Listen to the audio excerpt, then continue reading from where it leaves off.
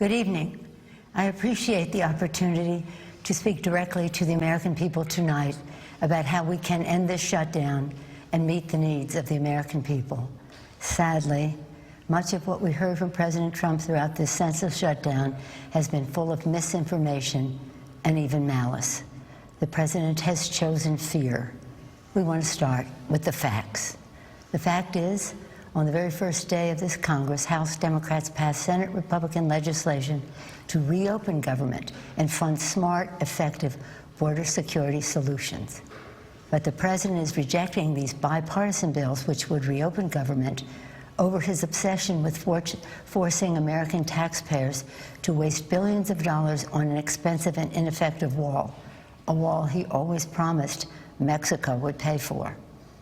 The fact is, President Trump has chosen to hold hostage critical services for the health, safety, and well-being of the American people and withhold the paychecks of 800,000 innocent workers across the nation, many of them veterans. He promised to keep government shut down for months or years, no matter whom it hurts. That's just plain wrong. The fact is, we all agree we need to secure our borders while honoring our values. We can build the infrastructure and roads at our ports of entry. We can install new technology to scan cars and trucks for drugs coming into our nation. We can hire the personnel we need to facilitate trade and immigration at the border. We can fund more innovation to detect unauthorized crossings. The fact is, the women and children at the border are not a security threat. They are a humanitarian challenge, a challenge that President Trump's own cruel and counterproductive policies have only deepened. And the fact is, President Trump must stop holding the American people hostage, must stop manufacturing a crisis, and must reopen the government.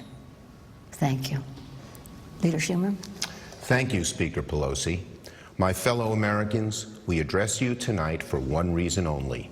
The President of the United States, having failed to get Mexico to pay for his ineffective, unnecessary border wall, and unable to convince the Congress or the American people to foot the bill, has shut down the government.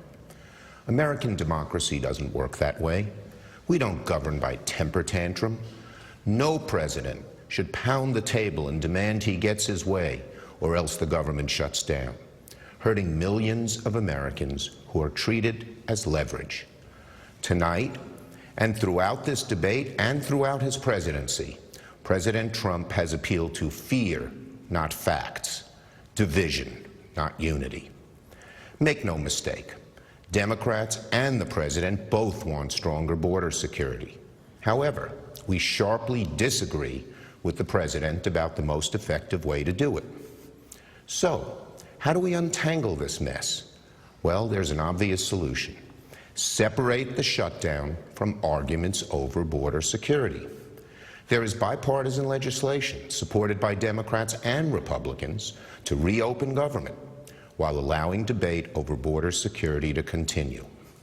There is no excuse for hurting millions of Americans over a policy difference. Federal workers are about to miss a paycheck. Some families can't get a mortgage to buy a new home. Farmers and small businesses won't get loans they desperately need.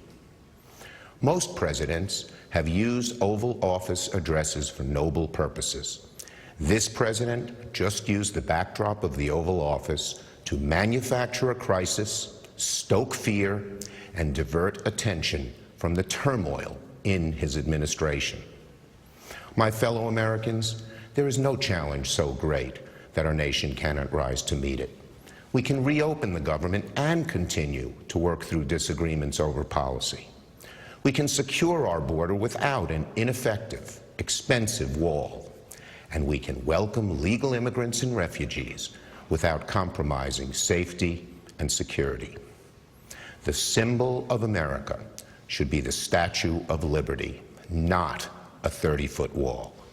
So our suggestion is a simple one. Mr. President, reopen the government and we can work to resolve our differences over border security, but end this shutdown now. Thank you.